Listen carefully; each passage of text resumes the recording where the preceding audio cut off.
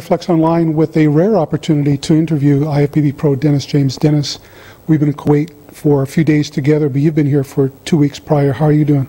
I'm doing very good. I'm doing very good. I'm in a country that treats me well, and I'm always love coming here, visiting friends, a lot of friends, you know, bodybuilders from all over the Middle East here, actually, and it's always great to be here. So if I remember correctly, you've been coming to Kuwait for about 9 years, and I think that's about the time you met Mr. Bader. Can you explain how you met and what those circumstances were? Yeah, that was exactly about 9 years ago when Mr. Bader Bodai sent me an email asking me to come here to guest pose, and I was actually very turned off about going back to the Middle East anyways, because I had a very bad experience with Bahrain back then, where I was treated a little unfairly, and nothing that I want to mention right now. I don't want to go into detail, but the people that were involved, they know what I'm talking about. So I was really not too happy. You weren't too thrilled about it? Yeah, I was too thrilled about going back to the Middle East for, you know, business opportunities. So when Mr. Bader contacted me per email, he sent me pictures of a gym that he had just opened up. That was the first gym that he opened up, and I was just not too impressed because, you know, I've seen, you know, gyms before. I mean, it was a nice gym, I saw, but like I said, I've heard from a lot of people at the Middle East, you know, they all, when you talk to them, you know, they all have money, they're all rich, they all have this, and, you know, that's not always the case. But like I said, you know, I was still very hurt from the situation that I went through before. So I kind of told him per email, I said, listen, you know what I mean, unless you sent me my money that I won up front and the ticket, I ain't going nowhere. And that's exactly what I sent him, you know. And for him to basically follow through with that, you know, to prove to me that he is a legit person and that he means what he says, meant a lot to me, because he did, you know, sent me the ticket right away and he sent me the money up front. So I came here, you know, not knowing exactly where I'm going. I had no idea what he looked like. I didn't know who he was, because at that time, he wasn't, you know, the bodybuilding fitness icon that he is today. He had just started with the first gym that he opened up. So I remember he picked me up from the airport, you know what I mean? And, you know, he had this bodybuilding show called the Oxygen, his own gym, Oxygen, his own bodybuilding show that he has usually once a year.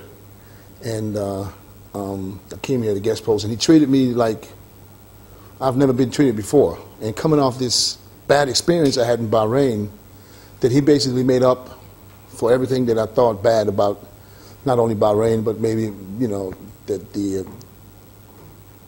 bad vibe I had about, you know, doing business with Arabs. You know, he totally cleaned that out for me. So, and as a result of that, you've created this 9-year relationship. What's that relationship been like? Yeah, I mean, it started off like I said, he built this gym, and I was impressed because I was already a pro, and Ronnie was here before me for a couple of days, you know, but when he brought me out here and he showed me what he had, you know, and I realized how many people are interested in gyms over here, then the first thing for me was important to get to know who is Bader Bodai. What does he do? You know what I mean? So he was basically somebody that just started a dream about doing something different. I didn't know what he was doing before at that time. I just saw the gym, and then I saw somebody that, you know, had a dream and started something brand new. And over these 9 years, I saw how this man developed to go from somebody that just opened the gym from money that he had from a previous business to somebody that dominates the fitness industry, not only in Kuwait, but in the whole Middle East, which is very hard to do because there's a lot of people with money. It's not all about money. You got to have the brain. You got to have the time to develop your brain to switch from a restaurant or a sport car garage to a fitness industry. You have to educate yourself about, you know, eating clean, about equipment, because, you know, this industry doesn't sleep. So not only was he a busy man doing the business he was doing, he also took the time to educate himself, to learn about new equipment, to learn about new diets. You know, he had no experience. Right. You know what I mean? So we had a bond right away. He He basically hired me in the beginning to come here and just be in the gym, train, and be there for the Kuwait members, the Kuwaiti members in his gym. Everything he did, you know, is only for his members, which you don't see. You don't see business people think this is a business and I want to make money. Of course, he wants to make money, but he wants every member in his gym to be happy. And therefore, he started bringing bodybuilders over. He wanted something different. Not only, you know, there's a lot of gyms with, you know, good equipment, with all kind of stores and stuff in it, but he's taking it to the next level by bringing pro bodybuilders that all these guys look up to in the magazines. So now all of a sudden, this person brings these guys here for these guys up and close to touch them, take pictures with them, talk to them, and this is what catapulted him to the next level. And he never stopped. He kept going and kept going, and I watched this man grow. And I watched this man go from a point where he would never know what to eat as a bodybuilder to basically preparing athletes know that their money is well spent, you know, and I can vouch for that any day. What has his influence as a person, as an entrepreneur, been on you, and your experiences as a professional bodybuilder? What experience, or rather, what influence have you had on him? I think, the influence that Bader had on me is to always believe there's a chance to take it one step further.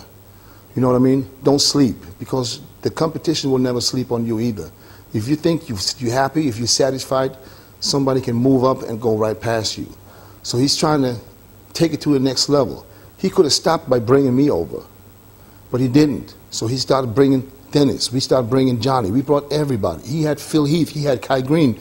You name him, they were here. And he's not stopping. He could stop right now and say, I had everybody, but he continuously brings these people over because he's not doing it for himself. He's doing it for his members. The members don't pay anything. He does seminars. He had Flex Sweet there for a seminar. These guys don't pay anything. He does that for free. So he's putting money out. It's not that he's just thinking, you know, oh, like I'm do a seminar and let these guys pay for it. No, he pays. I've seen this guy put money out for people, and he supports bodybuilding.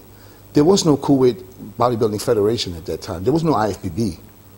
All this happened in his reign. He made all this happen, and it's all coming out of his pocket, basically. You know what I mean? And now, like I said, Kuwait bodybuilding is unbelievable.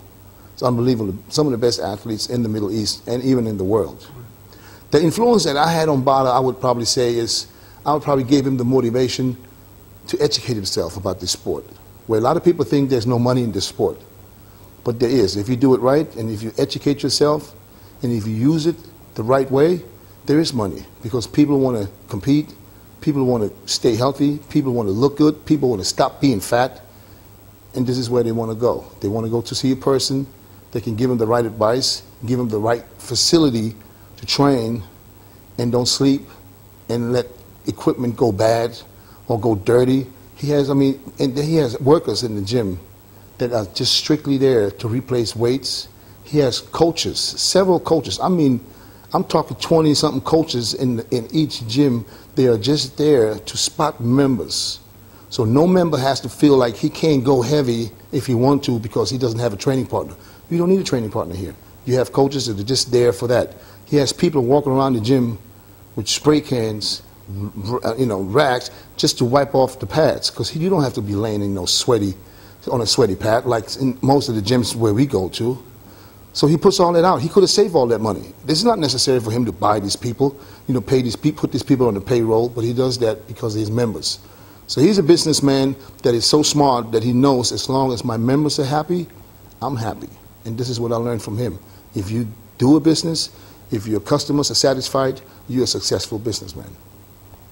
It's really great to hear. Thank you, Dennis, for this opportunity, not only to help me come here, but to introduce me to Mr. Bader, but to be influenced by you as well. Thank you very much. Thank you. My pleasure.